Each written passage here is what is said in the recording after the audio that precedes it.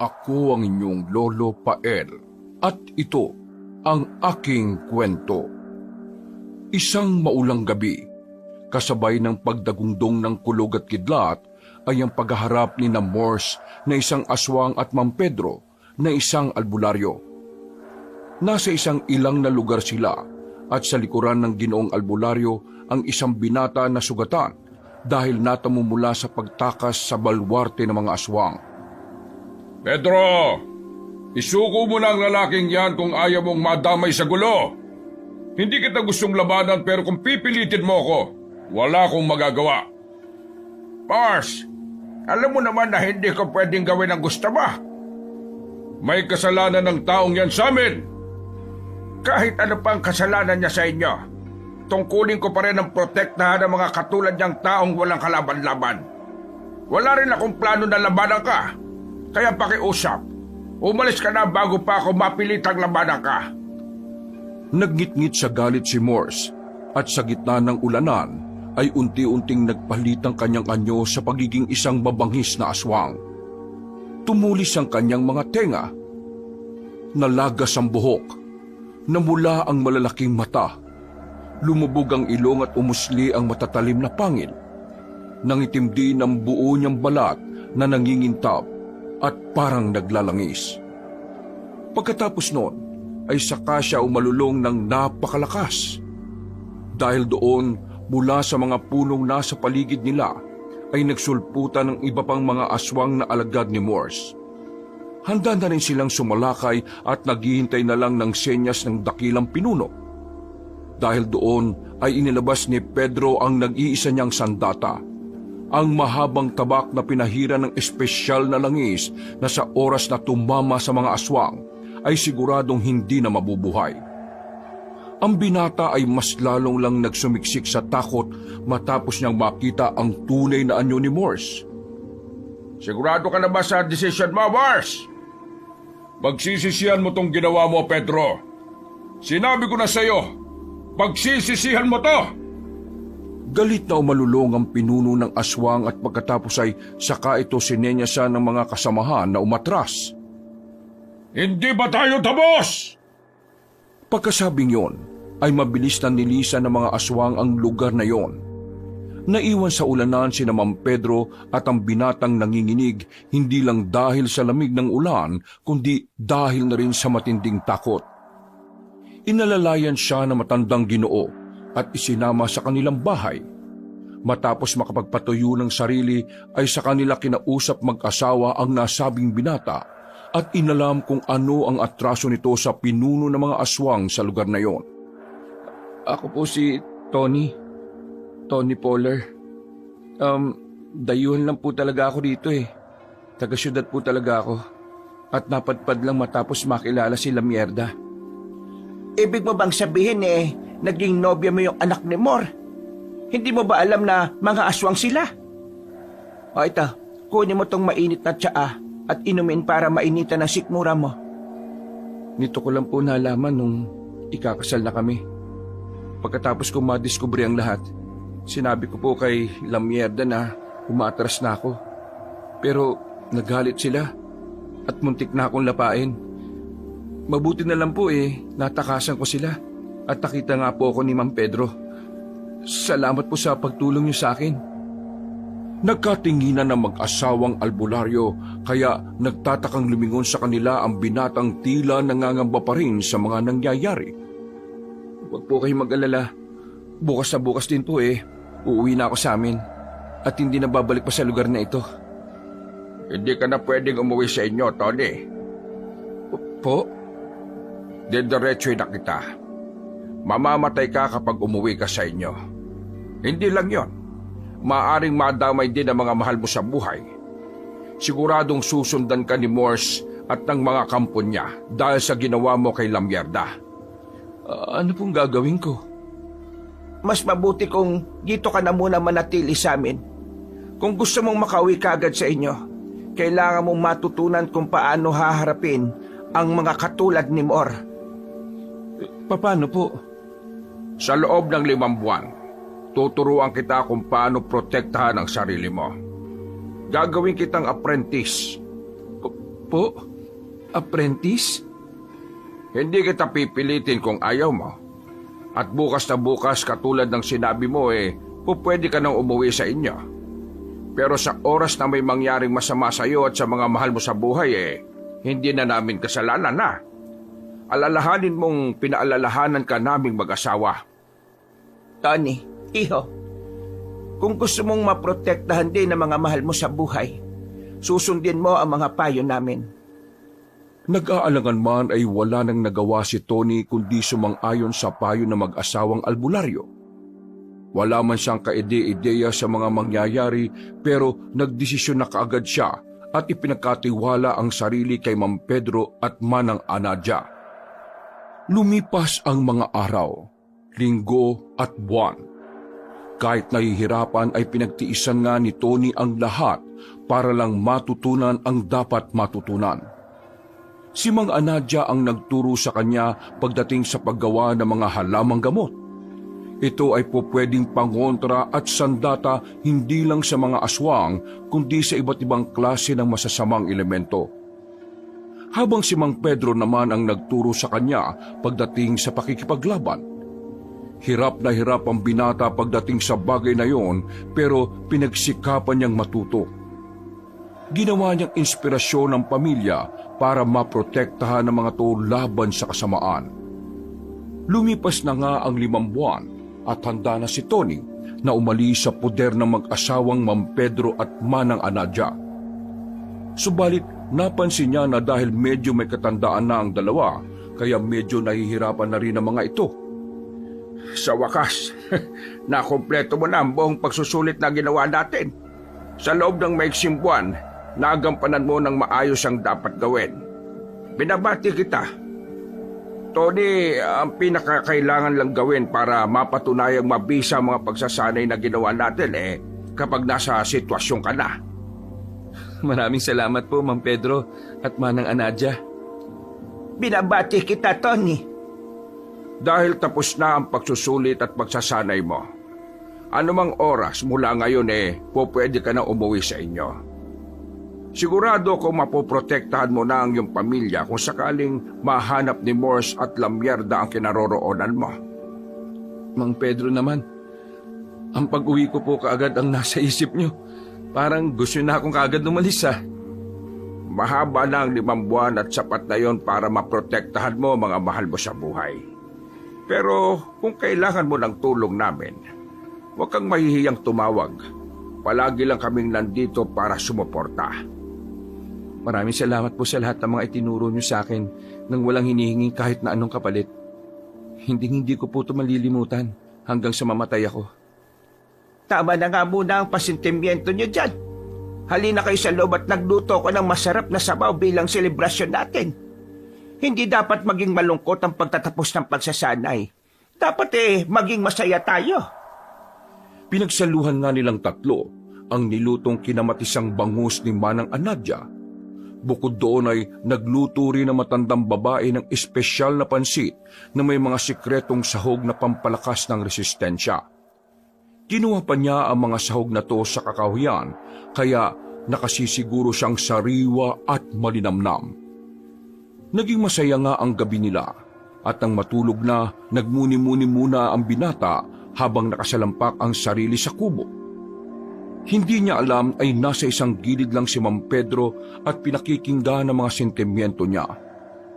Nakapwesto kasi ang kubong yun sa kanang parte ng bakuran at sa loob ng 5 buwan ay doon natutulog si Tony. Nahihiya kasi siyang matulog sa loob kahit may isa pang kwarto roon na nakalaan. Nalaman niya kasing dati palang silidyo ng anak ng mag-asawang albularyo. Bakit ganito yung nararamdaman ko? Masaya ako dahil sa wakas, makakauwi na rin ako. Pero nakakalungkot dahil iiwan ko na si Mang Pedro at Manang Anadia. Huwag ka masyadong malungkot, Tony. Kailangan mo umuwi para rin malaman ng pamilya mo na ayos lang ang lagay mo. Saka, mas mainam na rin na kasama mo sila para maprotektahan mo kung sakaling matunto ni Morse at Lamierda ang kinaroroonan niya. Mang Pedro, sa tingin niyo po ba, makakaya kong protektahan ng mga magulang at mga kapatid ko. Kung ako ang tatanungin mo, nakikita ko naman na makakaya mo silang maprotektahan. Biruin mo, sa loob ng 5 buwang pagsasanay nagawa mong makumpleto ang mga dapat gawin. Ang totoo niyan, hindi naman talaga 5 buwan lang ang pagsasanay. Inaabot talaga ng taon o kung minsan mas matagal pa. Sinabi ko lang na 5 buwan dahil gusto kong magpursige ka. At nagawa mo naman kaya natutuwa ko sa iyo, Tony. Ganun po ba?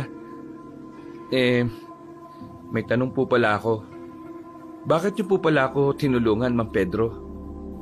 Total, aalis ka na rin naman. Kaya sasabihin ko na. Noong nakita kita nung gabing yon, naalala ko bigla ang anak ko. Dahil hindi ko siya nakasama. Naisip kong bigla, paano pala kung siya naman ang nangailangan ng tulong ng iba? Sa pagtulong ko sa iyo, umaasa ako na babalik ang lahat ng iyon. Hindi man sa akin o sa amin ni Anadia, kundi kahit nasaan ako na lang na malayo sa amin. Ganun po pala. Bakit po ba wala rito ang anak niyo? Alam mo naman ang sagot sa tanong na yan. Dahil sa pagiging albularyo namin ni Anadia, marami kaming nababanggang mga nilalang na higit pa sa mga pangkaraniwan. Labag man sa loob namin pero mas pinili naming ilayo ang aming anak dahil sa mas magiging ligtas siya doon. Sa palagay niyo po, mukhang ganun na lang din ang dapat kong gawin para maging ligtas sila nanay at tatay at ang mga kapatid ko. Mas okay po siguro kung manatili na lang ako rito at magpatuloy bilang apprentice niyo. Wala namang problema kung desidido ka na. Handa ka na bang hindi na sila makita kahit kailan? Kahit kailan po? Meron ka lang 2 pagpipilian. Una, habang buhay mo nang di makikita ang pamilya mo. O pangalawa, gusto mo talagang mailigtas sila sa panganib. Susupilin mo mismo ang ugat ng kasamaan. Ibig niyo po bang sabihin, kailangan ko mapatay si Ginoong Morse? Tumangulang ang matandang Ginoo kaya hindi na rin muna umimik si Tony. Saglit na nabalot ng katahimikan ng kanilang kalagitnaan. Binasag lang yun nang sadyang umubo ang binata. Pagkadaka ay tinalikuran na siya ng Ginoo at natulog na rin siya matapos ang saglit pang pagmumuni-muni. 3 araw ang nakalipas at napagdesisyonan na ni Tony ang kanyang gagawin. Uuwi muna siya sa kanila sa syudad para magpaalam sa kanyang pamilya. Napag-isipan niyang mabuti ang mga sinabi ni Mang Pedro kaya kapag tapos niyang magpaalam at makasama ng ilang araw ang pamilya ay babalik siya para ituloy ang pagiging apprentice ng mag-asawang albularyo. Magmula nang mawala si Tony ay muling natahimik ang bahay ni Mang Pedro at Manang Anadia. Namiss din tuloy nila ang kaingayan ng binata lalo na sa tuwing magrereklamo to kapag nahihirapan sa mga pagsasanay. Pasado 4:30 ng hapon. Nagsusunog na ng goma si Mang Pedro sa bakuran nila dahil katatapos niya lang na magwalis. Ang kanyang asawa naman ay nasa kakahuyan pa at pabalik pa lang galing sa pangunguha ng mga panibagong halamang gamot. Habang nakatanaw sa pinapaningas ay napatingin siya bigla sa tricycle na dumating. Mula roon ay bumaba ang isang babae na ikinagulat niya nang makita.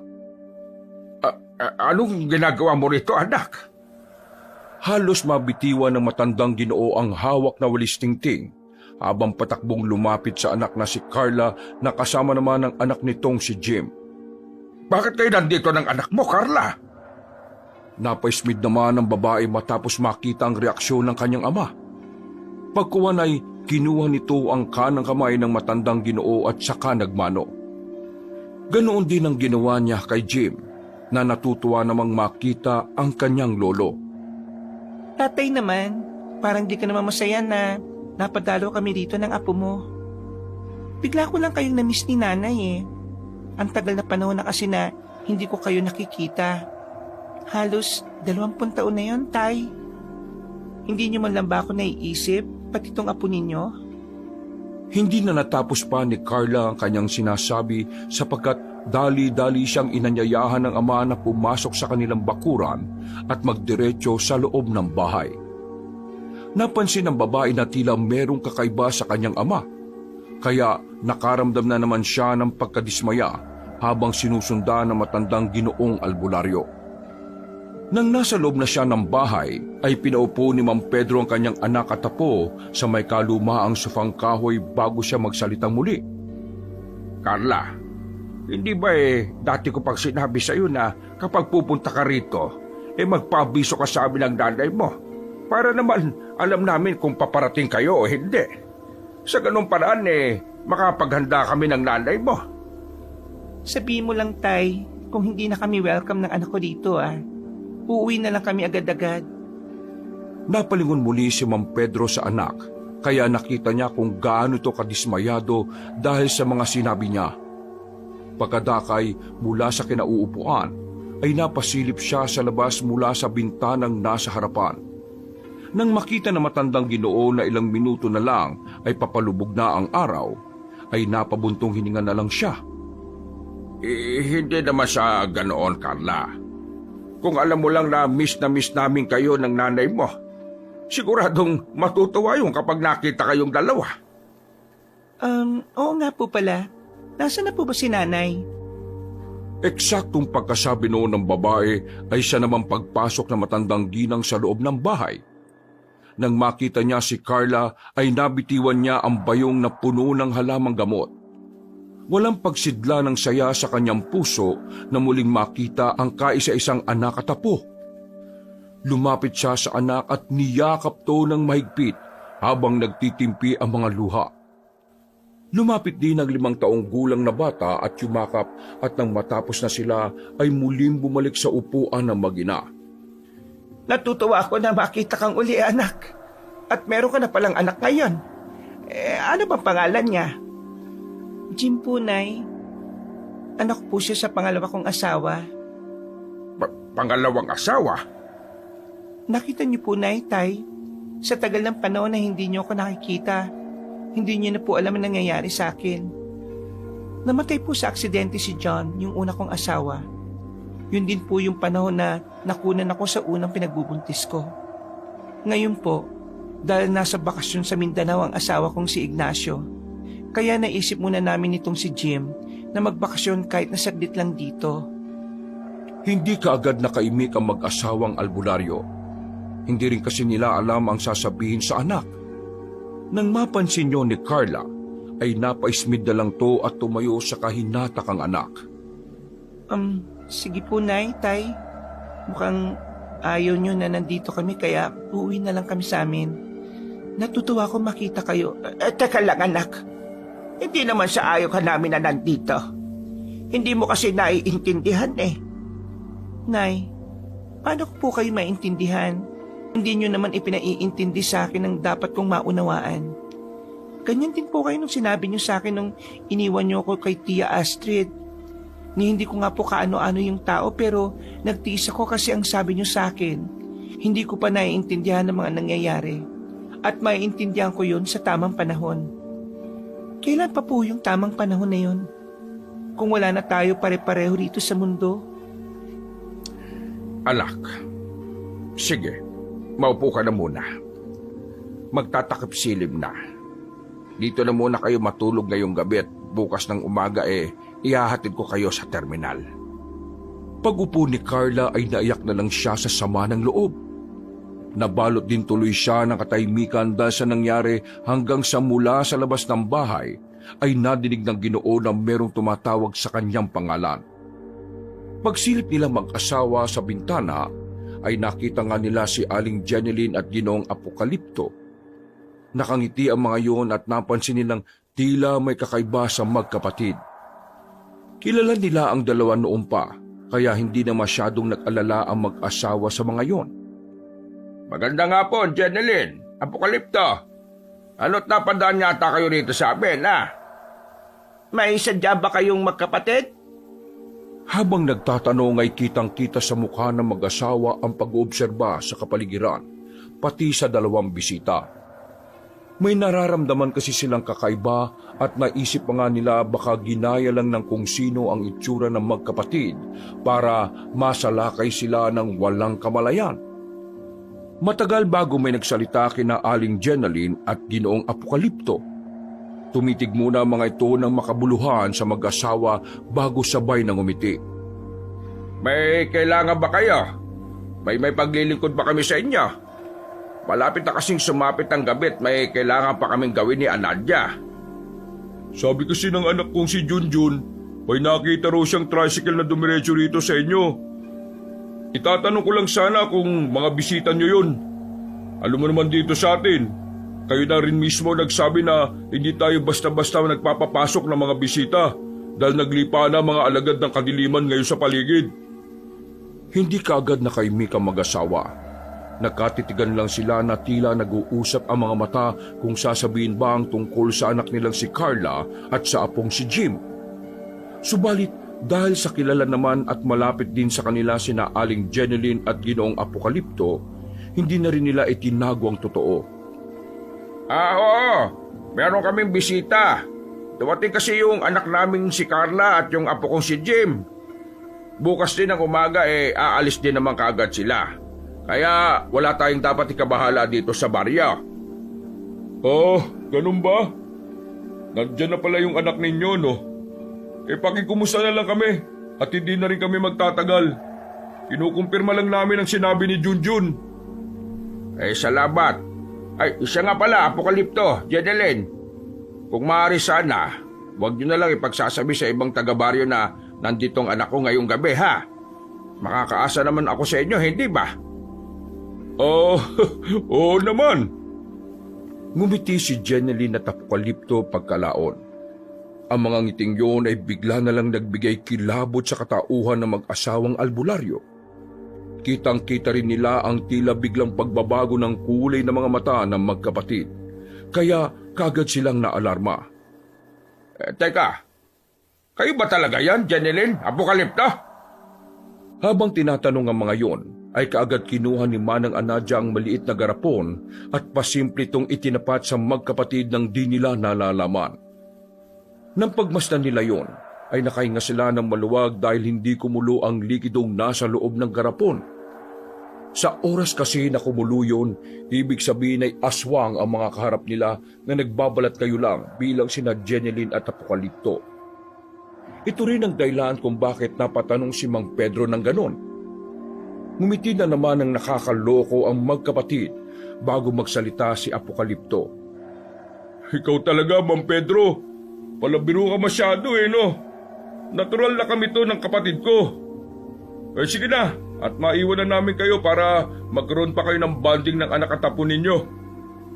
Habang minamasdan ng mag-asawang sina Aling Jeneline at Ginoong Apokalipto, ay ramdam na ramdam pa rin nila ang kakaibang puwersa mula sa kung saan.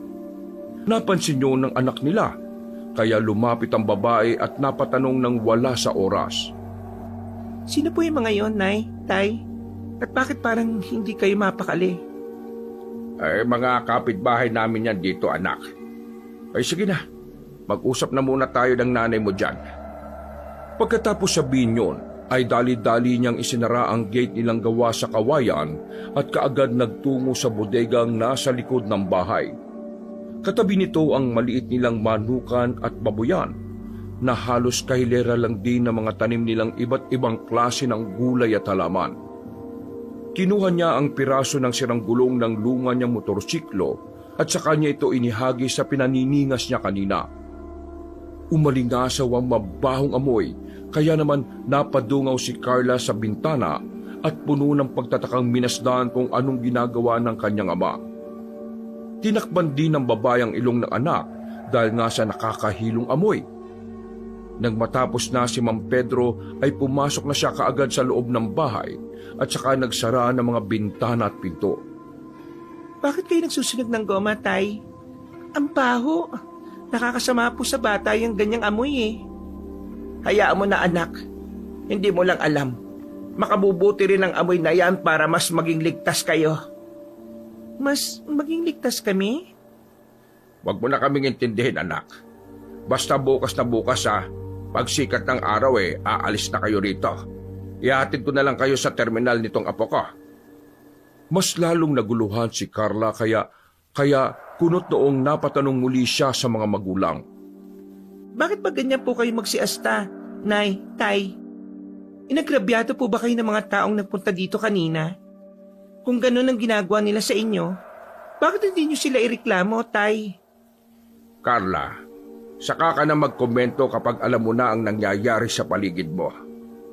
Tay naman po, kahit di ko alam ang mga nangyayari, sa pakikipag-usap mo pa lang po dun kanina, alam ko na pong may hindi tama eh. Hindi naman po ako pinanganak kahapon. Tama na muna yung pagtatalo niyo dyan. Bakit hindi na lang tayo uminom ng kape rito at kumain ng matsakaw na dala ko? Hindi umimik si Mang Pedro. Tumayo siya at saka sumilip sa maliit na uwang ng bintanang katapat. Nang mapansin niyang lumubog na ang araw, ay saka siya naglakad papunta sa altar para sindihan ang lamparang naroon. Pagkatapos ay nagtungo siya sa maliit na silid at ganun din ang ginawa. Ang pinakahuli, nagtungo na siya sa kusina para sindihan din ang lamparang naroroon. Pinagmasdan lang siya ng anak habang papuntang kusina.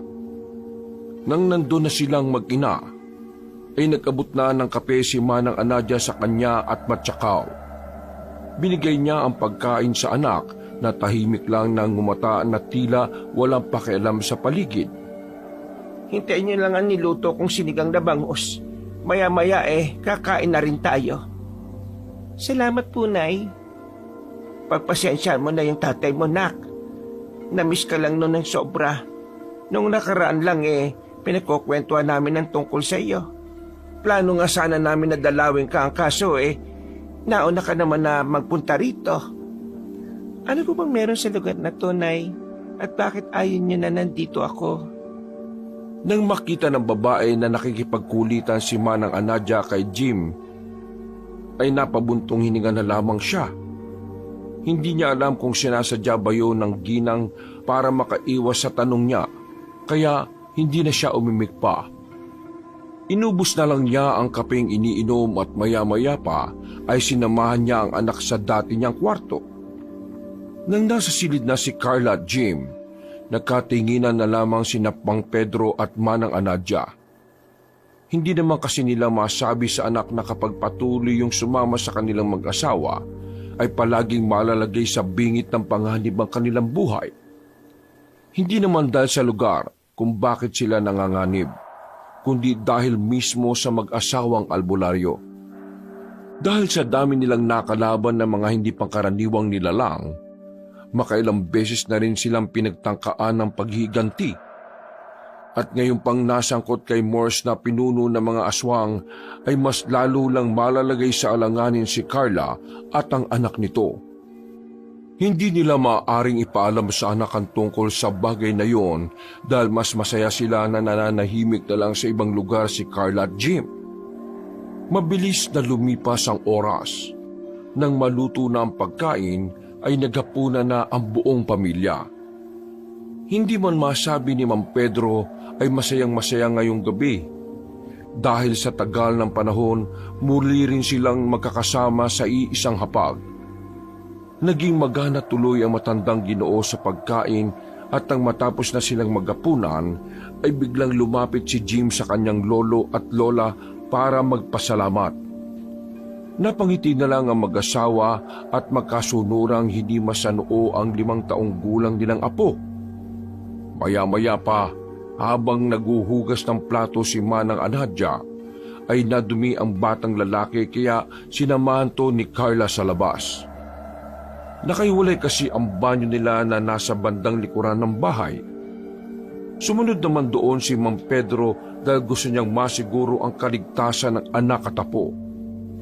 Paglabas na mag-ina sa banyo ay nagulat pa nga ng bahagya si Carla nang makita ang ama. Ano po ginagawa niyo dyan, Tay? Nakakagulat naman po kayo. Inihintay ko kayo. Ay, siya nga pala anak.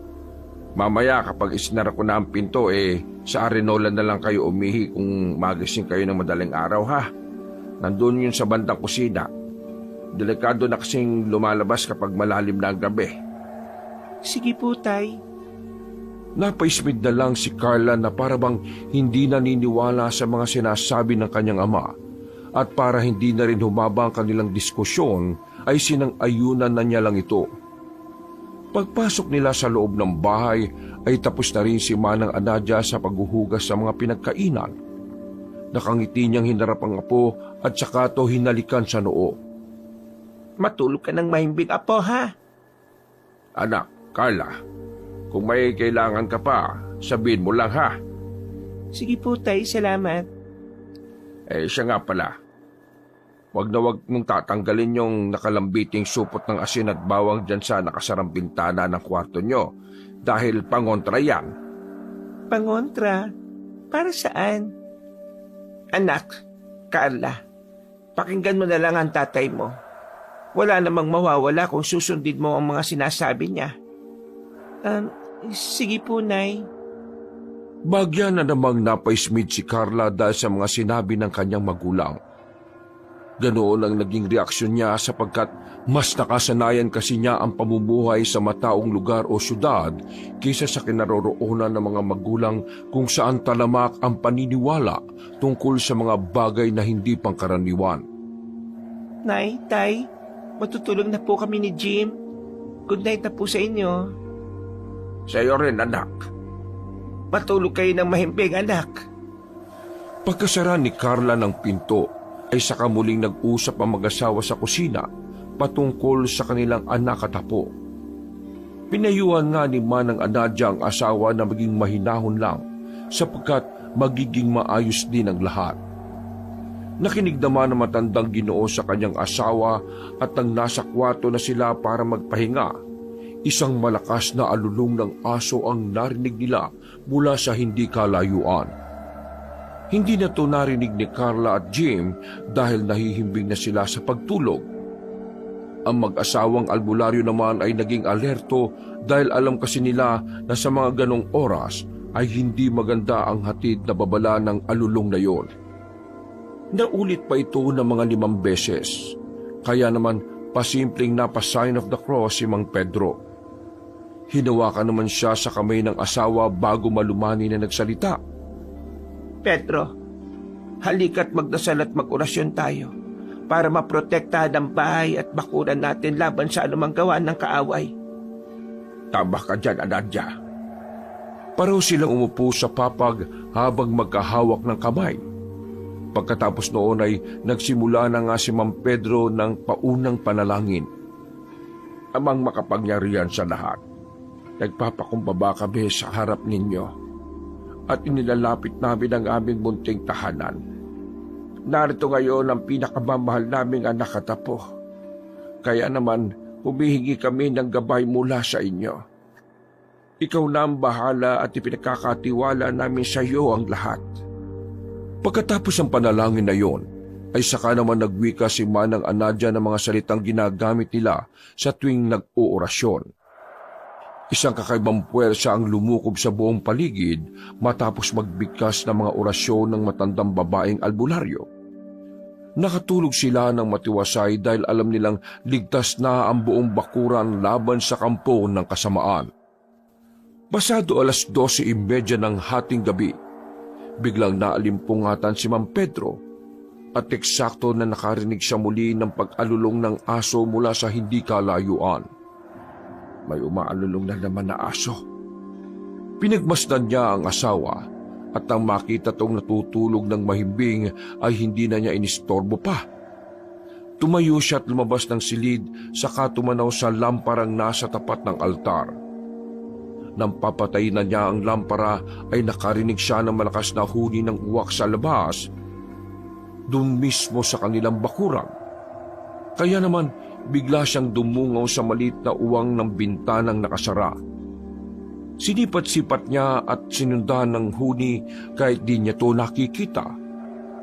Alam na niya na hindi ordinaryo ang uwak na yon, kaya bumalik siya sa kwarto at ginising ang asawa. Anadia, bumangon ka dahil may bisita tayo. Hindi siya makapasok sa bakuran dahil sa orasyon pero nagmamatsyag siya ng maigi. Anong ibig mong sabihin? may uwak sa labas. Malamang alaga yan ng aswang. Puntahan mo muna si Carla at Jim doon sa kwarto nila. Lalabas lang ako saglit. Tumayo nga kaagad ang matandang babae at sabay silang lumabas ng silid ng asawa. Pagsilip niya sa silid ng anak ay gano'n na lang ang gulat niya dahil si Jim lang ang naroroon. Dali-dali nga niyang pinuntahan si Mang Pedro at nakatayo na sa pinto ng kusina dahil nakabukas na yon. Wala ang anak ko sa kwarto. Si Jim lang ang naroroon. Lumabas si Carla.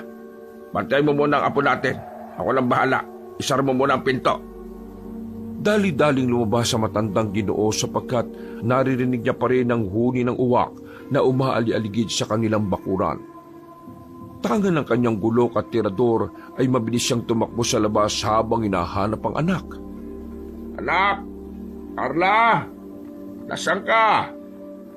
Natigilan na siya matapos makita ang anak na nakatingala sa malaking uwak na paikot-ikot sa palibot pero hindi magawang makapasok sa kanilang bakuran. Tila naku-curious kasi si Carla sa kinikilos ng nasabing hayop. Tay, may malaking uwak. Kanina ko pa napapansin na paikot-ikot pero nakapagtataka lang kasi hindi siya pumapasok sa bakuran. Hindi ba sinabi ko sa iyo na huwag kang lalabas, Carla? Nalimpungatan kasi ako, Tay. Dahil sa ingay ng ibon kaya napalabas ako at yan nga nakita ko. Hinatak lang niya ang anak papasok sa loob ng bahay at pagkatapos ay sa kanya binalikan ang malaking uwak at tinirador ito. Subalit tila merong utak ang nasabing ibon na makailang beses na nakaiwas sa tirador. Nagkampay-kampay din to ng mga pakpak na para siyang nililibak. Kaya doon niya napagtanto na hindi to ordinaryong uwak o basta alaga lang ng isang uwak. Demonyo! Babaeng abwa ka pala! Etong saya! Isinaboy niya ang asin na nasa bulsa, kaya lumipad na palayo ang malaking ibon at hindi nagpakita pa. Ang lakas ng loob mo magpunta rito Talagang sa bahay ko pa Nang mawala na sa paningin niya ang aswang na nag-anyong uwak, ay pumasok kagad siya sa loob ng bahay. Naabutan niya si Carla sa kwarto nito katabi ang natutulog na si Jim. Nandun din si Manang Anadia na kinakausap na ng masinsinan ng anak. Di ba sinabihan naman kita, Carla, na huwag kang lalabas ng hating gabi? Mahirap bang intindihin ng mga sinabi ko? Bakit po kasi hindi niyo na lang sabihin sa akin kung anong nangyayari rito, Tay? Hindi mo alam kung anong ginagawa mo, Carla. Dahil hindi lang sarili mo ang nilalagay mo sa alanganin kundi pati ang anak mo. Huwag ka matutulog ngayong gabi at maging mapagbantay ka lang. Dahil sinisiguro kong may mga hindi mangyayaring maganda ngayong gabi. Pedro, huwag mo na pagalitan ng anak mo. Wala naman siyang alam sa mga nangyayari. Yun na nga po ang problema, Nay. Wala akong alam sa mga nangyayari. Nagpunta lang naman ako dito para makita kayo. Kung ayaw niyo pong nandito ako at ang anak ko, sige po, aalis na lang po kami ngayon din. Hindi na kami maghihintay na sumikat pa ang araw. Hindi na talaga kayo sisikatan ng araw ng anak mo kapag umalis kayo ngayon. Nakita mo yung malaking uwak kanina. Akala mo ba ordinaryong uwak yun? Abwak kung tawagin ng isang yon. Isang babaeng aswang na nagpapalit anyo bilang malaking uwak. Sa tingin mo, bakit nagpunta yun dito? Dahil sa'yo. Dahil sa inyo ni Jim. Gusto nilang gawing pagkain ng sariwang karne at laman loob niya. Pedro, ano ba? Tama na nga yan. Gusto malaman ng anak mo ang totoo Kaya bibigyan ko siya ng karapatan na malaman ang gusto niyang malaman. Dahil sa mga sinabing yun ni Mang Pedro ay nakaramdam ng kakaibang takot si Carla. Ilang segundo silang natahimik at nakikiramdam lang sa labas ng bahay hanggang sa magsalita ulit ang matandang lalaking albularyo. Pasensya ka na kung napagtaasan kita ng boses. Pasensya na rin po, Tay. Hindi sa ayaw naming papuntahin ka rito, Carla. Iniwan ka namin kay Astrid dahil ayaw naming mapahama ka dahil hindi ordinaryo ang pamumuhay ng mga magulang mo. Mga albularyo kami na sumusupil sa masasama at mga hindi pangkaraniwang nilalang. Gusto namin ng nanay mo na mamuhay ka ng normal at may iwas sa panganib, kaya lumayo kami sa iyo. Alam kong laki ka sa syudad, kaya mahihirapan kang maniwala sa mga sinasabi ng tatay mo, anak. Pero katulad ng mga narinig mo, hindi talaga ito lugar para sa inyo ni Jim. Kaya pagpasensyahan mo na kami ng tatay mo, ha? Kung nakinig ka lang sana sa akin, Carla, hindi na tayo hahantong sa ganito. Pero huwag ka mag-alala. Hindi namin kayo pababayaan ng anak mo. Hindi kami papayag ng nanay mo na mapahamak kayo. Eksaktong pagkasabi no na matandang Ginoo ay narinig na nila ang boses ni Ginoong Apokalipto na nasa labas ng bakuran. Inabisuan kaagad ni Mang Pedro si Manang Anadia na bantayan ang kanilang anak at apo bago siya lumabas ng bahay. Nakita niya na nakatayo sa labas ng lumang gate si Ginoong Apokalipto kasama ang anak nitong si Junjun. Wala roon si Aling Jeneline kaya naging alerto siya sa kapaligiran. Nakaramdam kasi siya ng mabigat na puwersa mula sa mag-ama. May kakaiba na kasi itong dating at tila ba hindi na to ang mga kaibigan niya. Magkagayon man ay pinakitunguhan niya pa rin ang dalawa para hindi na rin makahalata. Ating gabi na. Ano't napadalaw kayo? Meron bang problema, Apokalipto? Magandang ating gabi, Mang Pedro. Alam kong gising ka pa sa mga oras na to kaya napabisita na kami ng anak ko. Bisita? Ng ganitong oras? Ito kasi ng anak ko si Junjun eh. Gustong-gustong makilala ang sinasabi mong anak. Baka naman pwedeng patuloyin mo kami para magkakilala naman ang anak mo at ang anak ko. Sigurado ba talaga kayo na gusto niyong mangyari yan, ha? Biglang dinukot ni Mang Pedro ang maliit na garapon sa kanyang bulsa at pasimple itong itinapat sa mag-ama. Nagulat naman siya ng bahagya ng hindi yung kumukulo. Kung sakaling kukulo kasi ang likidong nasa loob ng garapon, ibig sabihin ay aswang ang kanyang kaharap. Anong hindi kumukulo ang garapon? Nararamdaman ko't naaamoy ang puwersa ng pagiging aswang sa kanya. Nagulat ka ba dahil hindi kumukulo ang hawak mo? Makabago na ngayon ang panahon at kahit ang mga aswang meron na rin kakayahan na itago ang kanilang kakayahan. Eh kung galon, aswang talaga kayong mag-ama? Matagal na at wala kang kamalay-malay. Wala rin naman sana kaming intensyon na magpakilala bilang aswang. Pero wala kaming magagawa kundi sundin ang utos ng pinuno. Sinong nag-utos sa inyo nito, Apokalipto? Sumagot ka! Mang Pedro, ibigay mo na lang sa amin ang gusto namin. Alam kong magkaibigan tayo, pero mas takot kaming maparusahan ng pinuno, kaya sa ayaw at sa gusto mo, kukunin namin ang pakay namin. Hindi niyo makukuha ang gusto niyo at magkakamatayan muna tayo. Napakunot noo si Ginoong Apokalipto pero pagkuwan ay muli itong ngumiti. Naging mas alerto naman si Mang Pedro na inihanda ang mahabang tabak na nakatago lang sa likuran niya kanina pa. Pati ang tirador na nasa bulsa. Mali lang siguro ako ng pagkakarinig. Katulad ng sinabi ko kanina, kapag binigay mo sa amin ang kailangan namin, kakalimutan ko ang lahat ng ito. Babalik tayo sa pagiging magkaibigan. Ang sabi ko, Apokalipto, hindi! Malinaw naman siguro sa iyo na wala akong ibibigay sa iyo. Hindi kita inaanyayahan sa bahay na ito. Hindi kayo makakatungtong sa bahay na to kahit anong mangyari. Itaga mo yan sa mata. Subukan niyong gumawa ng hakbang at uuwi kayong duguan mga walang hiyang aswang kayo. Anong sinabi mo? Gago ka? Demonyo kang aswang ka. Bigay ka ba? Ang sabi ko, hindi! Matapos yung sabihin ni Mang Pedro, ay kitang-kita niya kung paanong ang mga ugat sa noo at leeg ni Ginoong Apokalipto ay tila naglitawan na parabang gusto nang magputukan.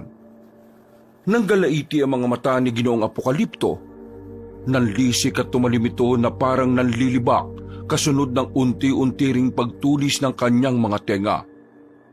Paglabas ng mahabang pangil at nagbabagong anyo ng mukha mula sa pagiging inosente hanggang sa nakakatakot na aswang. Unti-unti ring nangitim at nag-umbukan ng mga kalamnan nito sa dibdib at tiyan. Mas dumoble ang laki ng katawan kaysa sa nauna habang nababalot ng maiitim na balahibo.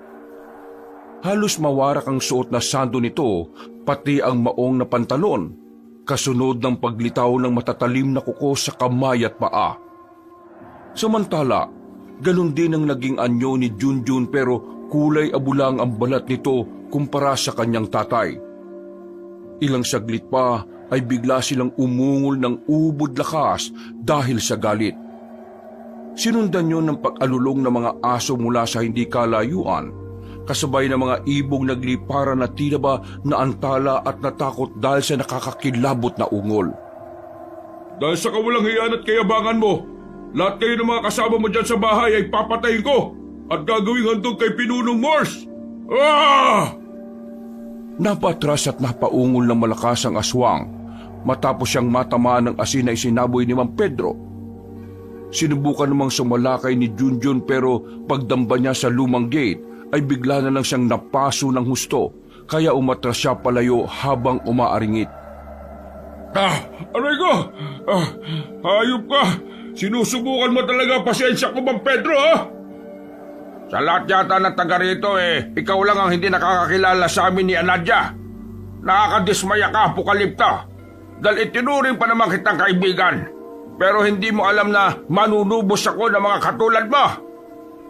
Kasunod noon ay hindi nag-utubili pa ang matandang Ginoo na itakin ng maraming beses sa katawan si Junjun na hindi pa rin nakakatayo. Sinubukan pang tumakas ng binatang aswang pero hindi na niya nagawa pa. Nasabuhay na rin kasi siya ng katas ng bawang dahilan para tila mag-apoy ang kanyang katawan. Nang makita yon ni Ginoong Apokalipto ay nagngit-ngit ito sa galit, lalo na nang bumagsak sa lupa ang anak niya na wala ng buhay. Anong ginawa mo kay Junjun? Papatay ko kayong lahat! Hindi hinayaan ni Mang Pedro na makahirit ang aswang. Sinabuyan niya to ng asin at tinaga. Tinamaan ito subalit agad ding nakaatras, kaya hindi na napangalawahan pa. Galit na napaungol si Ginoong Apokalipto kasunod ng pagtalon sa malaking punong nasa harap ng bahay ng bakuran. Ano? Ikaw demonyong Apokalipto ka? Akala mo siguro porque malaki katawan mong aswang ka matatakot na ako sa'yo? Sige, subukan mong pumasok sa bakuran ko. Itapak mo ang kahit hibla ng buhok mo. Sinisiguro kong hindi ka nasisikatan ng araw. Demonyo ka! Katulad din nangyari dyan sa anak mo, Dahil sa winikang yon ni Mang Pedro ay mas lalong nanggalaiti sa galit ang aswang. Umungol ito ng umungol na parang nagtatawag ng kung ano, hanggang sa dumating na nga ang malaking uwak. Nang makita niyo ng walang buhay na si Junjun, ay tila nagwala ang uwak kaya naisip ni Mang Pedro na ang abwak ay si Aling Jenilyn. Isang nakakapangilabot na ungol ng aswang ang bumalot sa buong paligid at sa isang iglap ay unti-unting nagdatingan ng higit sa 15 abwak sa paligid ng bahay. Ngayon, tignan natin kung gagana pa rin ang orasyon mo sa dami ng aswang. Nang makita ni Mang Pedro ang maraming abwak ay medyo naalarma rin siya. Alam niya rin kasi sa sarili ang kapasidad at matanda na siya kaya mahihirapan na sa laban. Magkagayunman ay pilit pa rin tinapangan ng matandang lalaking albularyo para sa kanyang pamilya. Isa-isa nang sumalakay ang mga abwak. Kahit ilang beses silang nakuryente pero nagpupumilit pa rin silang makapasok sa bakurang may orasyon. Hinayaan niya lang ang mga yon at sumento siya sa mag-asawang Jenilyn at Apokalipto. Bago siya tumakbo palayo, ay dumukot muna siya ng isa pang supot ng asin at ubod lakas itong inihagis sa mag-asawang abwak. Walang iya ka talaga, Pedro ka! Papatayin kita! Napaangil na naman ang mga aswang na nagpupumilit pumasok sa bakuran. Isa-isa rin tong sinabuyan ni Mang Pedro hanggang sa maubos ang asin at katas ng bawang. Maya-maya pa ay naramdaman niya ang asawa sa loob ng bahay na tila namimilipit na sa sakit ng katawan. Ibig sabihin kasi noy, unti-unti nang nasisira ang orasyong pananggalang sa buong bakuran. Anadia! Hindi na niya pinagtuunan ng pansin ng mga abwak. Tumakbo siya papunta sa bahay at nang makapasok na siya sa loob, ay naabutan niya nga ang asawa na nasa bandang kusina at nangihina. Nadia, ayos ka lang ba? Pedro, ang anak at apo natin, huwag mo na akong intindihin muna. Sila muna ang intindihin mo. Pero ang proteksyon, masisira na. Puntahan mo na sina Carla at Jim. Hindi na natapos pa ng matandang babae ang pagsasalita dahil nagulat sila na makapasok na sa loob ng bahay ang malaking uwak. Hindi na natapos pa ng matandang babae ang pagsasalita dahil nagulat sila na makapasok na sa loob ng bahay ang malaking uwak. Buong lakas na pinagtatataga ni Mang Pedro si Aling Jeneline na isang uwak. Nanlaban pa ito gamit ang mga pakpak, subalit mas nanaig ang tibay at lakas ng loob na meron ang matandang Ginoo. Patuloy siyang nakipagpambuno sa malaking ibon hanggang sa matsyempohan niya nga ito. Sumirit ang napakaraming dugo ng malaking uwak, kasunod ng paghuni nito na parang nasasaktan. Subalit, hindi pa rin tumigil si Mang Pedro. Itinuloy niya pa rin ang pagtaga hanggang sa tuluyang maputol ang isa nitong pakpak. Hindi na niya pinatagal pa. Hinawakan nito sa liig at buong puwersang hinigit yon hanggang sa maputol. Sumirit ang napakaraming dugo sa sahig at mula sa labas ng bahay ay narinig niya ang pag-angil ni Ginoong Apokalipto dahil naramdaman itong patay na rin ang asawang si Aling Jeneline. Anong ginawa mo sa asawa ko? Hayop ka!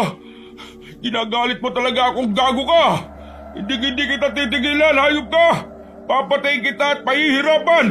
Lahat kayo! Ng buong pamilya mo, ubusin ka! Hintay mo lang ako makapasok, Pedro! Sige, demonyo! Bago mo pa mapatay at makalti ang pamilya ko, uuna ako na kayong lahat, mga hayop kayo! Dahil hindi na ako matatakot sa inyo! Talagang ang lakas ng loob mo, ha? Hindi ka natitinag sa dami namin, ha? Naramdaman na lang ni Mang Pedro ang kakaibang puwersa at nang mapalingon siya kay Manang Anadia, ay ganun na lang ang pagkagulat niya sapagkat dumudugo na ang ilong, mata, tenga at bibig nito. Sinyalis yun na nasira na ng tuluyan ng proteksyon sa kanilang bakuran. Sa dami ng aswang na nagtangkang pumasok ay hindi na nakayanan ng matandang katawan ni Manang Anadia ang puwersa ng kasamaan. Anadia! Lalapitan niya sana ang asawa kaya lang ay bigla tong kinuha ng isang abwak at hinatak sa labas ng bahay saka doon nilantakan. Natulala ang Ginoo sa kanyang nakita at halos hindi siya nakagalaw. Samantalang si Ginoong Apokalipto naman ay tuwang-tuwa sa nasaksihan. Ano? Magmasdan mo ngayon kung paano mamatay sa harapan mo ang mahal mo sa buhay! Ngayon, isusunod ka naman ng anak at apo mo! Natigilan na si Ginoong Apokalipto nang mapansing tila isa-isang nagbabagsakan ng mga abwak sa paligid. Nang makita niya mula sa hindi kalayuan ang isang binata, ay naningkit ang kanyang mga mata. Mang Pedro, ako na pong bahala dito sa labas. Iligtas niyo po ang dapat niyo iligtas. Gumilis na po kayo.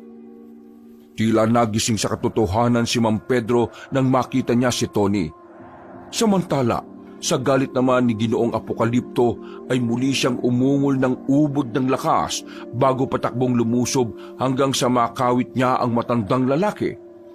Hinatak niya ito at lumundag hanggang sa damuhan sa labas ng bakuran at doon sila nagpatuloy sa pangbubuno sa madilim na bahagi ng lugar. Kahit walang makita si Mang Pedro, ay panay lang ang pagwasiwas niya ng tabak na hawak.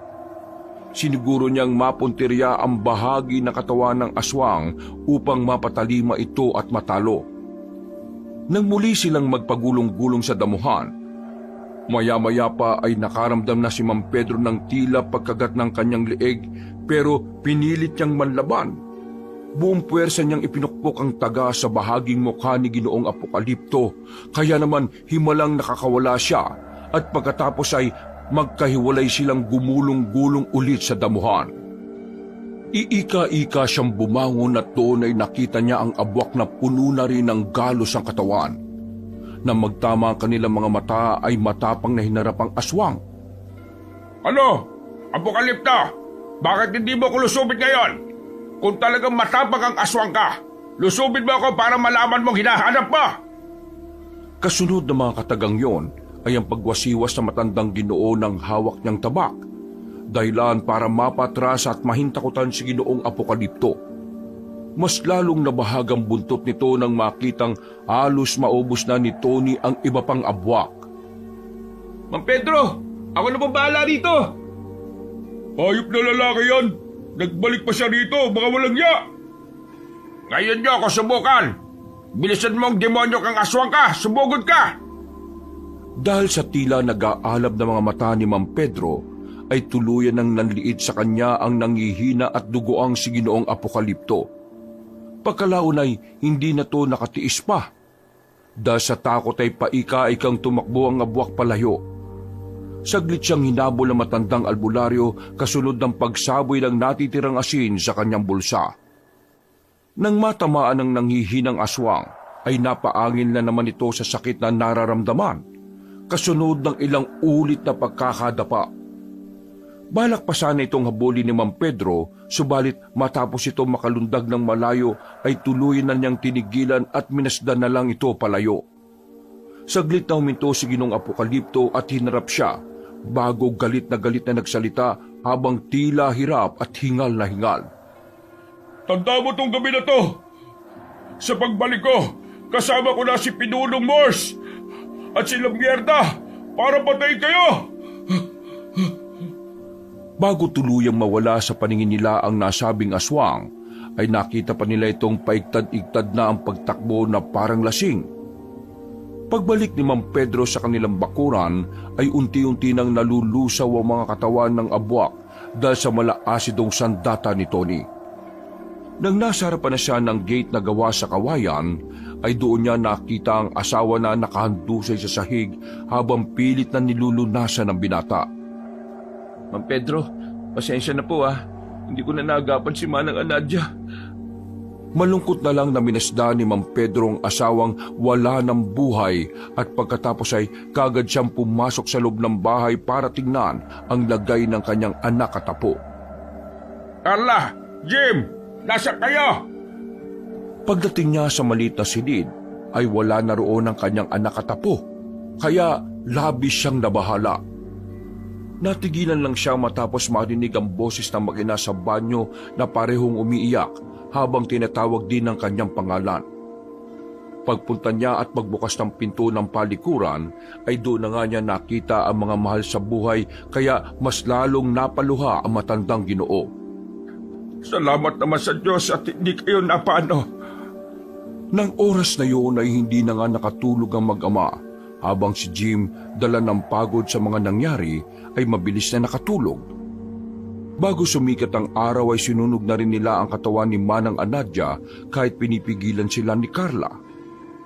Bakit to kailangan sunugin ang katawan ng nanay? Ilibing na lang po natin siya, Tay. Parang awa niyo na. Tay naman, sumagot kayo. Huwag niyong sunugin ang katawan ni nanay. Pasensya na pero nabahiran na kasi ng laway at dugo ng abok ang katawan ni Manang Anadia. Kapag nilibing natin siya, posibleng bumangon siya sa hukay at maging isang amalanhig. Wala akong paki sa mga sinasabi mo dahil hindi ko yun alam. At saka, sino ka ba? Apprentice ako ni Mang Pedro. Basta hindi ako papayag na sunugin ang katawan ni nanay. Anak, Carla, gusto mo bang maging halimaw din ang nanay mo?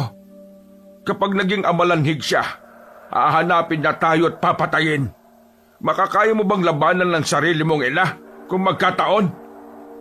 Hindi na nakaimik pa ang dalaga at napatingin na lang sa bangkay habang patuloy ang pagtagas ng mga luha.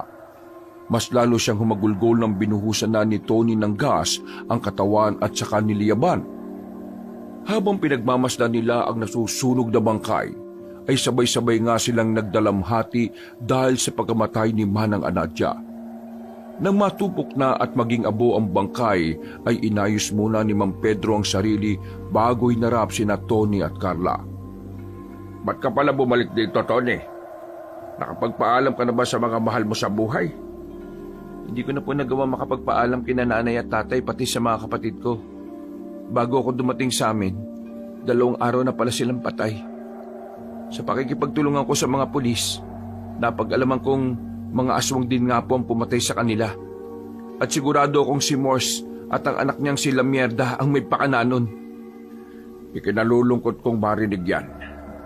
Pero pasensya na dahil hindi ngayon ang oras para magluksa tayo. Aalis na tayo dito bago pa makapagtimbre si Apokalipto kay Morse. Pero tay, gamutin muna natin saglit yung mga sugat nyo habang tulog pa si Jim. Huwag ka nang tumanggi tay, please po. Wala na tayong oras. Tama pong anak niyo, Mang Pedro. Ako na pong gagamot sa inyo para makapagpahinga rin kayo at magkaroon ng sapat na lakas. Wala nang nagawa ang matandang albularyo kundi sundin ang sinabi ni Tony at Carla. Habang hinihintay nilang magising si Jim, ay ginamot na nga muna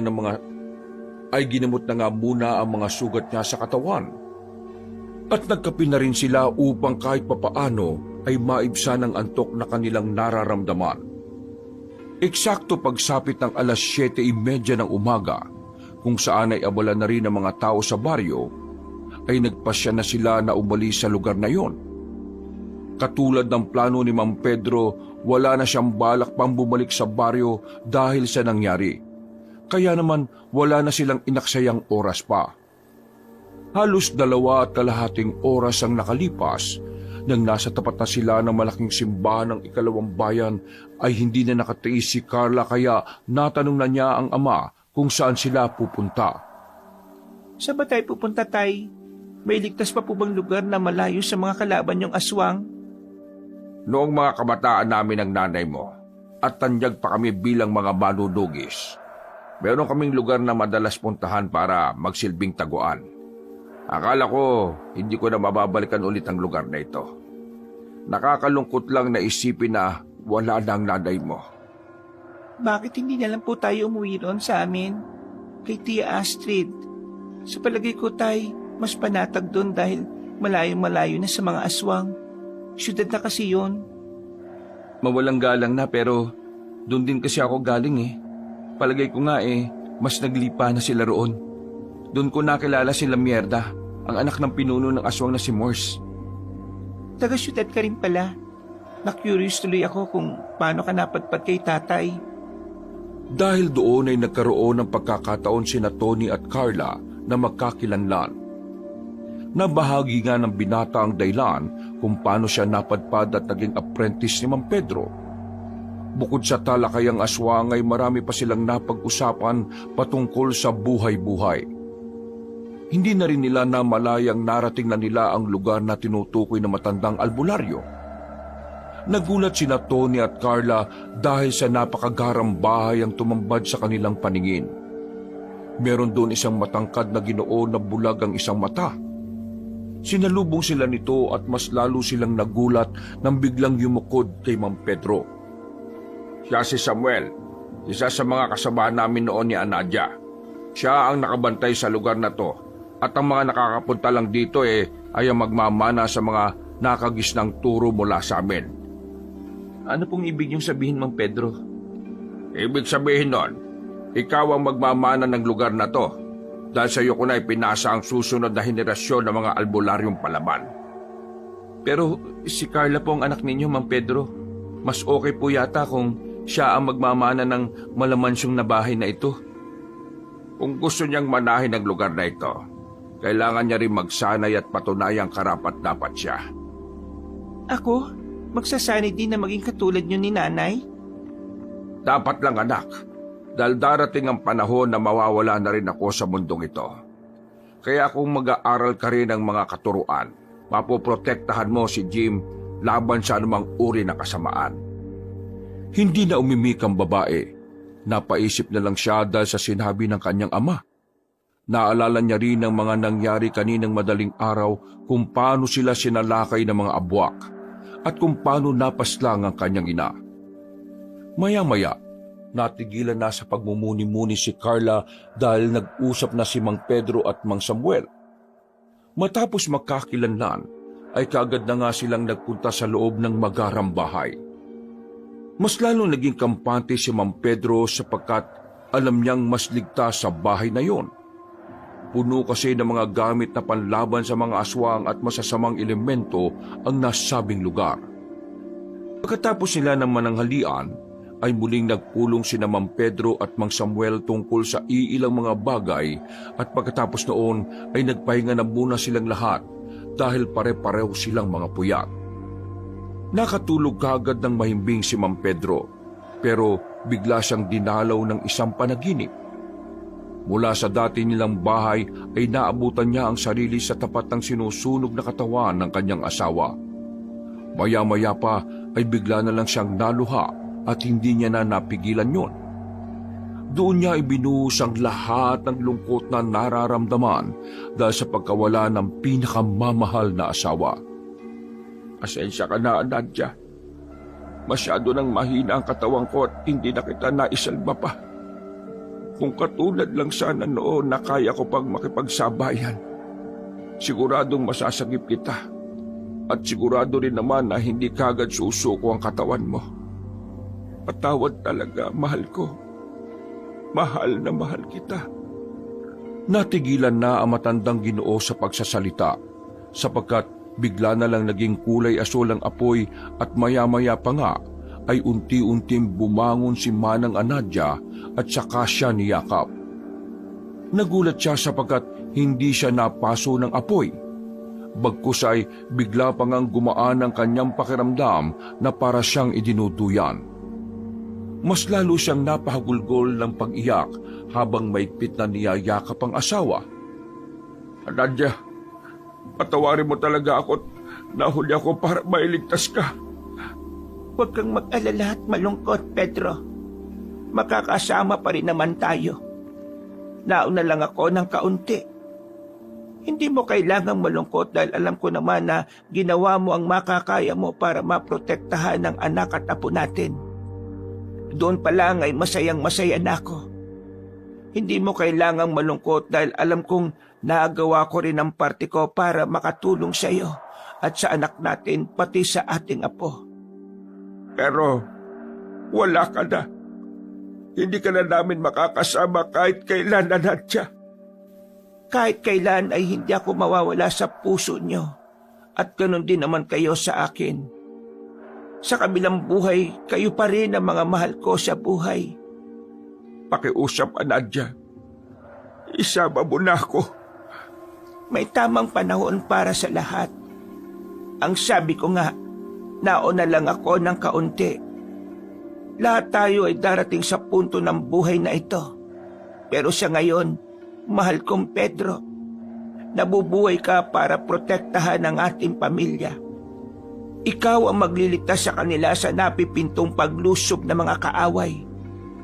Maging ganda ka at magpalakas dahil hindi pa tapos ang laban. Nasa kabilang buhay ako para gabayan kayo ng ating anak, pati ang ating apo. Hindi ka pa pwedeng tumawid dahil hindi pa tapos ang layunin mo. Tulungan mo sila na magapi ang kasamaan.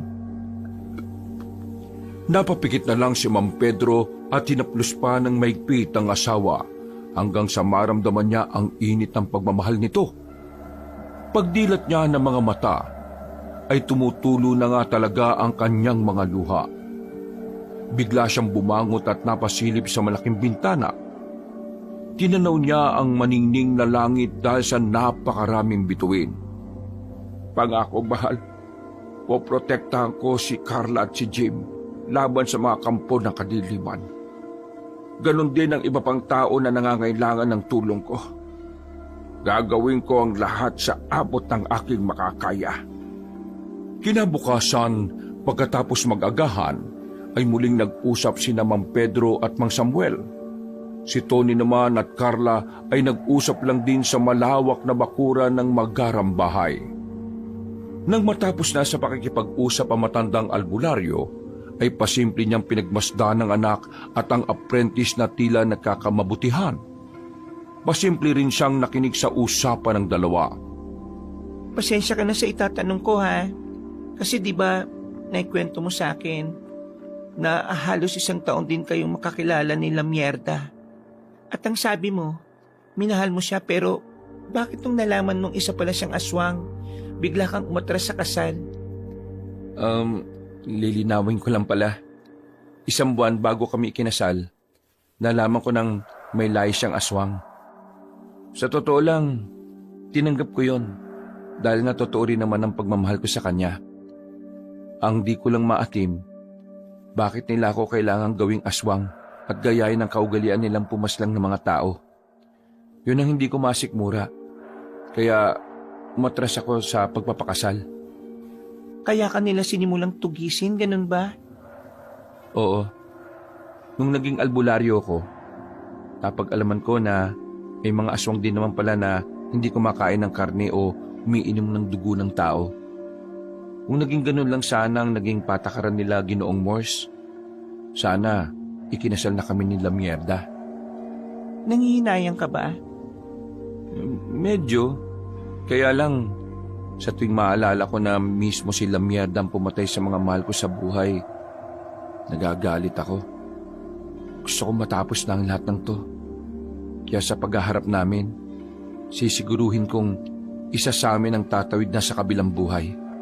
At sinisiguro kong hindi ako yon. Kapag nangyari yon, turuan mo rin ako ng mga kasanayan ng isang albularyong palaban. Gusto ko rin matuto pero nahihiya ako kay tatay eh. Kaya sa'yo na lang ako magpapaturo. Pakiramdam ko, mas magiging komportable ako sa'yo.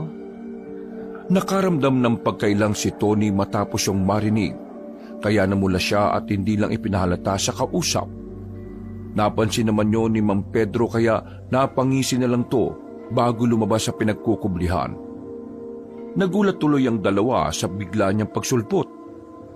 Lalabas muna ako saglit, Tony. Ikaw na munang bahala rito. Pinagkakatiwala ko sa pangangalaga mong anak kong si Carla, ha? Pati ang apo ko. Opo, nakakaasa po kayo, Mang Pedro. Ikaw naman, Carla, anak. Huwag mong iwawaglit sa mata mo si Jim, ha? Opo, tay. Saan po pala kayo pupunta? Sa bayan lang at may asikasuhin. Siya nga pala, anak. Tama yung sinabi mo kanina. Magpaturo ka kay Tony dahil mahusay na estudyante ko ang taong yan. At may pagmamalaki ko talaga siya kahit kanino. Kung siya ang magsasanay sa iyo, may kumpiyansa ako dahil kami ng nanay mo ang nag-insayo sa kanya. O sige na, maiwan ko na kayo dyan. Abot langit naman ang ngiti ni Tony nang marinig yon mula sa kanyang master. Kaya nagpahabol pa siya ng pasasalamat bago tuluyang umalis sa matandang lalaking albularyo. At mabilis na lumipas ang oras. Paggaling ni Mang Pedro sa bayan ay dumiretso rin siya sa simbahan para ipabasba sa mga kagamitan niya. Hindi rin siya nagtagal doon dahil nagmamadali siya para makauwi na rin sa kanilang pinagkukublihan. Nang eksaktong nasa labas na siya ng simbahan, ay hindi sinasadyang nakita niya ang ilan sa mga alagad ni Morse na tila nagtitipon-tipon. Nagkubli siya kaagad at nagtaka dahil naglipanan na rin pala hanggang doon ang mga pinamumunuan ni Morse. Talagang laganap na kahit saan ang mga kampo ni Morse. Hindi maganda to. Kailangan kong masabihan ng mga kasama ko. Paalis na sana siya ng walang ano-ano, ay bigla na lang siyang nakarinig ng pamilyar na boses mula sa likuran. Pagharap ay ganun na lang ang gulat niya nang makita ang sugatang si Ginoong Apokalipto. Nagulat ba kita, Mang Pedro? Akala mo siguro hindi namin kayo masusundan, no? Kalat na halos sa buong probinsya ang mga alagad ni Pinunong Morse, kaya imposibleng matakasan niyo pa kami. Gawin niyo kung anong gusto niyo. Hindi ako natatakot. Dahil doon ay mas tumindi pa ang matalim na tingin ni Ginoong Apokalipto sa kanya, kaya hindi na maiwasan ni Mang Pedro na maglabas ng tansong patalim galing sa kanyang bulsa. Humalimuya kaagad ang amoy ng bendisyon sa nasabing patalim, kaya naalarma rin ang abwak. Nang makita ni Ginoong Apokalipto ang patalim, ay bigla siyang napaatras. Kasunod noon ay napaangil din siya at kitang-kita sa mga mata ang matinding galit. Dahil sa ginawa mo sa magina ko, sisirain ko rin ang lahat ng kung ano meron ka. Kukunin namin at papatayin ang lahat ng mga mahal mo sa buhay. Natingin mo, natatakot ako sa iyo. Tingnan mo nga sarili mo ngayon. Maganda ka na mamaya dahil sinisiguro ko sa iyong pagsisisihan mo ang ginawa mo, lalo na kapag dumating na rito ang pinuno. Dahil sa mga narinig ni Mang Pedro ay napakuyom siya ng mga kamay at lakas loob na hinarapang abwak. Pagkatapos noon ay muli niyang inilahad ang kamay kung saan hawak-hawak niya ang tansong patalim na kababasbas lang sa simbahan. Sige, subukan niyong gawin yung mga sinasabi niyo sa pamilya ko. Nakikita mo ba tong hawak ko? Hindi ako magdadalawang isip na itarak to sa iyo ngayon. Apokalipto, iisa-isahin ko kayo. Simula sa iyo hanggang maubos kayo mga animal na aswang. Sisiguraduhin kong matutupad o mas magiging malala pa sa mag-ina mo ang mangyayari sa iyo. Kaya wag na wag mo kong tatakutin. Ang lakas talaga ng loob mong hayop ka. Tingnan natin kung hanggang saan ang tapang mo kapag nakuha namin ang anak at apo mo. Sa tingin mo mangyayari ang ginugusto mo? Sinisiguro kong magmamakaawa ka muna sa amin. Pero pahihirapan namin sila hanggang sa sila na magsabing gusto na nilang mamatay. Sige, subukan mo! Natigilan na matandang Ginoo sa pagsasalita dahil umaalingaw-ngaw ang nakabibinging tunog ng kampana sa katapat nilang simbahan. Napalingon siya roon at nang muli siyang bumaling kay Ginoong Apokalipto ay bigla na lang tong nawala sa isang iglap. Kaya dali-dali na rin siyang umalis sa lugar na yon. Eksakto dapit hapon na nang makabalik siya sa magarang bahay at pinulong niya kaagad ang mga kasama dahil sa nangyari kanina. Kasama si Mang Samuel, Tony at Carla ay pinaghandaan nga nila ang posibleng mangyari sa mga susunod na oras o araw. Pasensya na pero nalaman na nila na nandito tayo sa lugar na to. Wala nang oras para makaalis pa. Ang tanging paraan na lang na dapat natin gawin ay protektahan ang lugar na to laban sa napipinto nilang pagsalakay. Ano pong gagawin natin, Tay? Paano po kung may gawin silang masama kay Jim? Huwag ka mag-alala anak dahil nandito kami ni Samuel, Tony at ako para protektahan kayo. Hindi ako papayag na mangyari ang kagustuhan ng Moors na yon. Tamang sinabi ni Mang Pedro. Ito na sigurong oras para makaharap sila at matapos na ang lahat ng ito. Sobra na ang kasamaan nila. Basta sundin nyo lang ang mga sasabihin ko at walang mapapahamak sa atin. Makakaligtas tayong lahat sa oras na mapatay natin ang kanilang pinuno at siguradong hindi na sila magtatangkapang kantiin tayo. Pinapangako ko sa inyong lahat na wala nang mamamatay pa sa atin. Ako rin po. Nangangako ako at itataga ko sa bato. Sa ngalan ng makapangyarihang manlilikha, gagawin ko ang aking makakaya para maprotektahan kayong lahat. Tumango at sumang-ayon din si Mang Samuel kaya lakas loob na naghawak-hawak sila ng kamay na punong-puno ng pag-asa. Nakakakabama na mangyayari pero kumpiyansa si Mang Pedro na magtatagumpay sila. Lalo na ngayong kasama na niya si Mang Samuel at ang mahusay niyang apprentice na si Tony. Hindi man nila ngayong kasama si Manang Anadia pero alam naman na matandang Ginoo na palagi lang nakagabay ang kanyang asawa kung saan man to naroroon. Pagkatapos ng pag-uusap nila, ay napamuni-muni muna tuloy siya dahil muli na naman niyang naalala ang asawa. Mahal kong Anadia, tulungan mo sana kaming manalangin na maprotektahan laban sa mga kampo ng kadiliman. Tulungan mo nawa sana ako na mailigtas ang anak at apo natin laban sa walang hiyang mga aswang na yon. At sana tuluyan na silang magapi para maging matahimik na ang buong probinsya laban sa mga aswang na walang respeto sa buhay ng mga tao. Naantala lang si Mang Pedro sa kanyang pagmumuni-muni nang dumating si Mang Samuel para magpatulong sa kanya na magluto ng uulamin nila sa gabing yun. Makalipas ang higit kalahating oras nang nakahanda na ang hapunan sa pagkainan, ay tinawag na ni Mang Samuel sina Tony, Carla at Jim para makapagsalo-salo na sila ng hapunan. Kahit na may nagbabadyang panganib at pagsalakay ng kaaway, ay sinikap nila na gawing masaya at maayos ang hapunan. Walang nakakaalam kung ito na ba ang huli nilang hapunan, kaya minabuti na nilang hindi malilimutan yon. Nagulat ang lahat dahil napakarami ng inihanda ni Mang Samuel. Para tuloy silang nasa fiesta, nang nasa tapat na silang lahat ng mesa, ay nag-anyaya muna si Mang Pedro na manalangin bago sila lahat kumain ng hapunan.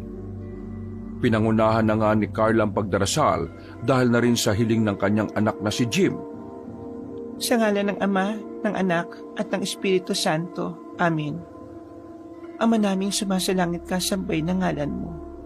Mapa sa amin ang kaharian mo.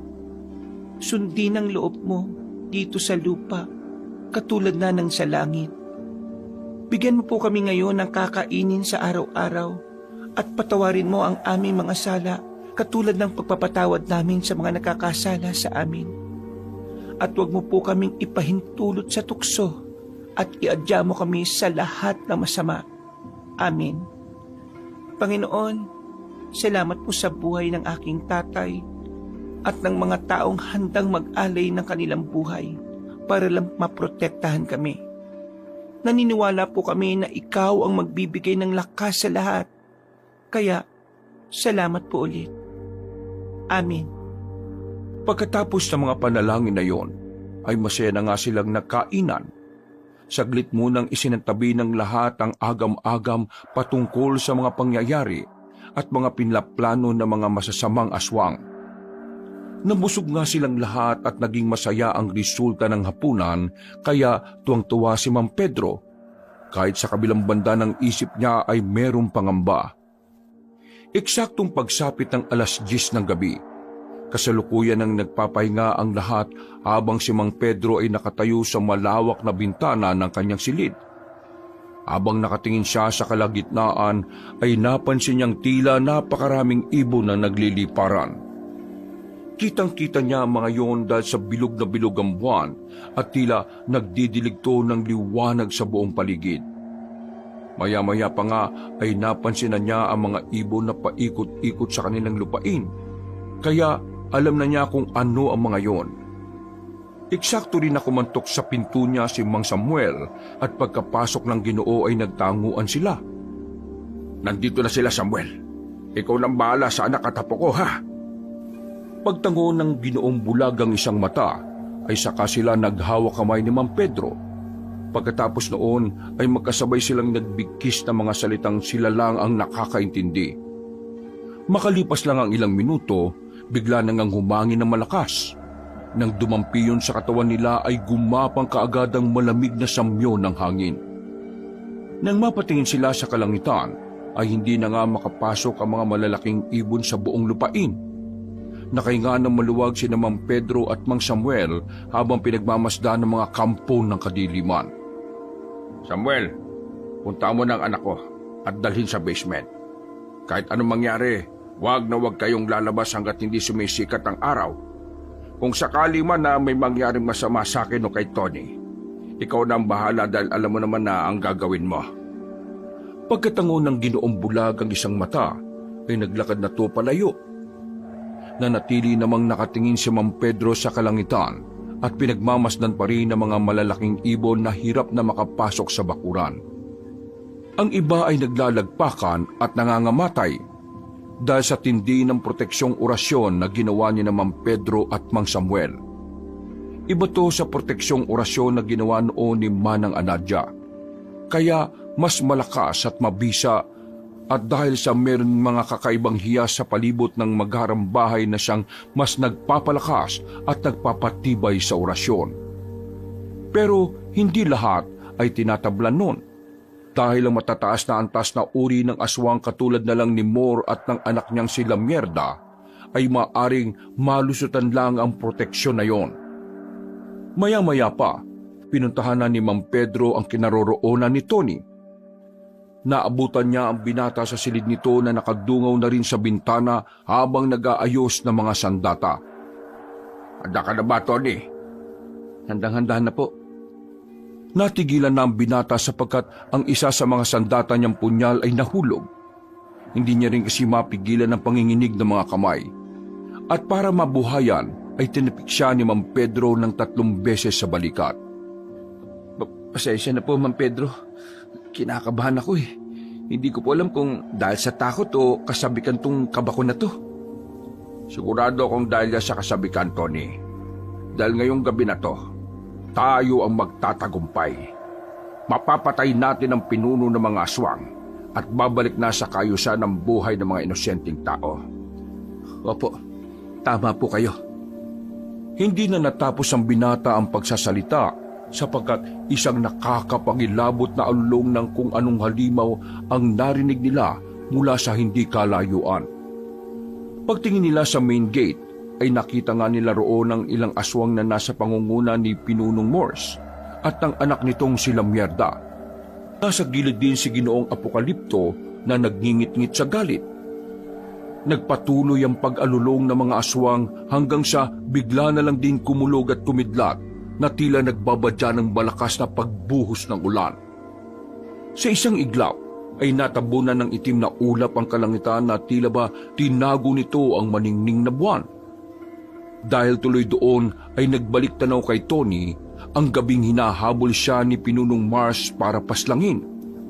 Ang gabi na kung saan ay nailigtas siya ni Mang Pedro kaya ngayon ay nandito siya at nakikipagsagupa sa kaparehong kaaway. Nananabik ako sa araw na to. Sa araw na muli nating pagkikita. Matagal na panahon din ang lumipas. At ngayong wala nang isa sa mga albularyong palaban, mas magiging madali na para sa amin ang mapaslang kayong lahat. Hibang ka na, Mars. Alam kong natatakot ka pa rin kaya nagdala ka ng maraming alaga para masigurong magtatagumpay ka. Pero kung ikaw lang mag-isa, siguradong hindi mo kaya. Mayabang ka pa rin, hayop ka. Kahit putol na ang galamay niyong albularyong palaban. Ngayon, magkakasubukan na lang tayo, Pedro! Pag-angat ng mga kamay ni Pinunong Morse ay muling nagiyawan ng mga aswang at pagkatapos noon, ilang saglit pa ay biglang nag-andap-andap na ang ilaw sa buong magarang bahay hanggang sa tuluyan itong namatay at mamayani ang kadiliman. Inaasahan na yun ni Mang Pedro sapagkat ito ang magiging epekto kapag nawala na ang bisa ng proteksyong orasyon. Alam mo nang gagawin mo, Tony. Mag-iingat ka. Kayo rin po, Mang Pedro. Nang mabura na ang proteksyong orasyon, mula sa kinaroroonan ay sumenyas na si Pinunong Morse ng pagsalakay. Ilang saglit pa nga ay naramdaman na ni Mang Pedro at Tony ang mabigat at nakakakilabot na puwersa ng kasamaan kasunod ng pagkasira ng mga bintana at pinto ng magarang bahay. Isa-isa nang sumalakay ang mga aswang pero nakapakubli na kagad ang mga albularyong palaban. Mula sa kinaroroonan silid ay biglang sumulpot si Ginoong Apokalipto. Kitang-kita ni Mang Pedro mula sa pinagkukublihan ang mapupula nitong mga mata na nagngangalit. Ang patulis na mga tenga, ang malapaniking muka at ang paglalaway ng bibig na may matutulis na mga ngipin at mahahabang dila. Habang sumisingot-singot ang aswang sa hangin ay kaagad niya itong sinunggaban sa likod. Pumatong siya sa batok at saka to itinarak ang punyal sa mga mata. Nagihiyaw si Ginong Apokalipto at pilit na inabot ang matandang albularyo.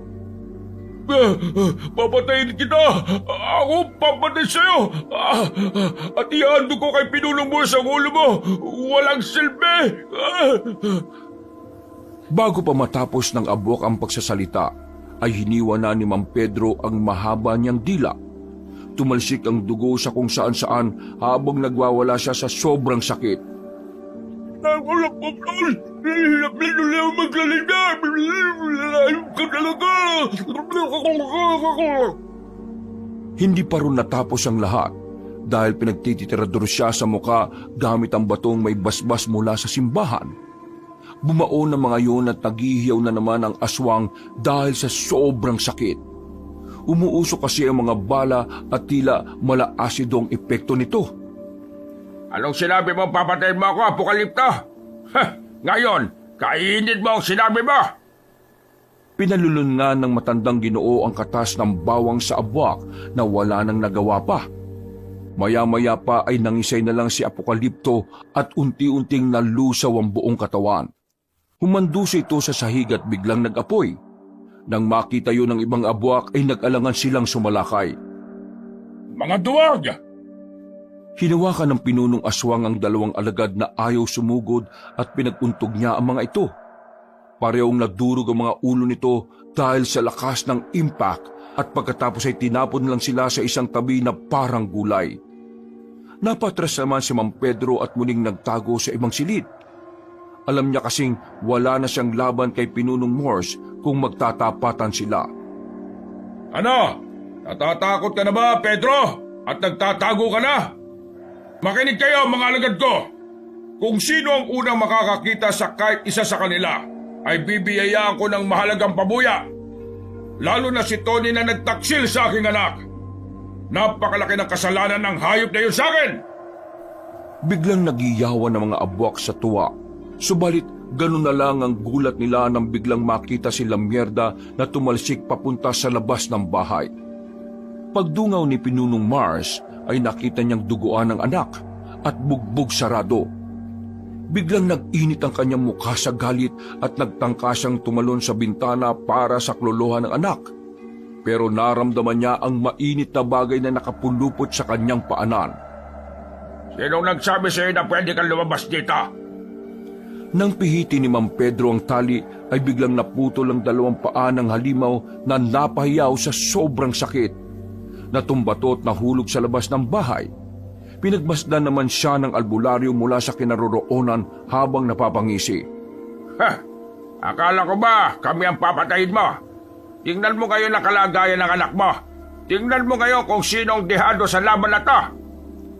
Nang igala nga ni Pinunong Morse sa mga mata sa paligid, ay sakalang niya napagtanto na karamihan sa mga aswang ay nangihina at naghihingalo na dahil sa ikinalat nilang pinaghalong katas ng bawang, holy water at talampunay. Mga walang iya kayo lahat! Nilundagan na siya ni Mang Pedro at inundayan ng dalawang saksak sa magkabilang braso. Pagkatapos noon ay dinerecho niya ito hanggang sa maputol na rin ang kamay ng aswang. Sinundan niyo ng malalakas na paghiyaw ni Lamierda na nanghihingi ng saklolos sa kanyang ama. Hindi ako ni Tony! Bago pa matapos ng babaeng aswang ang pagsasalita, ay ginilitan na siya ng leeg ni Tony. Nang makita yun ni Pinunong Morse ay nanlaban pa to. Pero hindi hinayaan ni Mang Pedro na makakawala ang halimaw. Ang anak ko! Mga walang iya kayo! Kapag nakakawala ko rito, pupulbusin ko kayong lahat! Anong sinabi mong pupulbosin? Kayong lahat ang mapupulbos at dito na matatapos ang kasamaan ninyong lahat. Etong saya! Itinarak niya ng buong puwersa ang gintong punyal sa puso ni Pinunong Morse. Sinubukan pa nitong lumaban pero kalaunan ay wala na rin itong nagawa. Pagkatapos noon ay pinugot na rin ni Mang Pedro ang ulo ng pinunong aswang at saka inihagi sa gitna. Nang makita yun ng mga natitirang aswang, ay napahinto na sila dahil karamihan ay nangihina na rin gawa ng pinakalat na katas ng bawang, holy water at talampunay sa paligid. Makinig kayong lahat, mga natitirang aswang. Wala na si Morse at ang anak niyang si Lamierda. Kung gusto niyo pang ituloy ang laban na to, hindi namin kayo susukuan. Pero kung titigil na kayo, bibigyan namin kayo ng pagkakataon na mabuhay. Bumalik na kayong lahat sa lunggan ninyo at huwag na kayong babalik pa rito. Sa oras na hindi kayo tumupad sa kasunduan, ay hindi kami magdadalawang isip na puksain kayong lahat. Gawin niyo ang gusto niyo, pero tumupad kayo sa kasunduan. Dahil kung hindi, siguradong may kalalagyan kayong lahat. Dahil sa mga sinabi nilang yon, ay nagsipag-atrasa na ang mga natitirang aswang. At bago sumikat ang araw ay sinunog na nga muna nila ang katawan ng mag-amang aswang. Paglabas ni Mang Samuel, Carla at Jim sa pinagkukublihan, ay kagad silang nilapitan ni Mang Pedro at Tony. Masayang-masaya ang lahat sapagkat nagtagumpay sila sa pakikipagsagupa sa mga alagad ng dilim. Hindi nga nagtagal ay tinuruan ni Tony si Carla sa pagiging isang albularyo. Kaya tuwang-tuwa si Mang Pedro dahil niyakap na rin ng kanyang anak ang kakayahan ng kanilang pamilya. Makalipas ang 5 buwan, naging biyasa na nga rin si Carla pagdating sa paggawa ng mga halamang gamot at pakikipaglaban. Iyon din ang panahon na nagretiro na si Mang Pedro sapagkat alam niyang meron ng hahalili sa kanya sa takdang panahon. Lumipas pa ang mga taon. Nagkatuluyan nga rin sina Tony at Carla matapos mamatay ang huling asawa ng babae.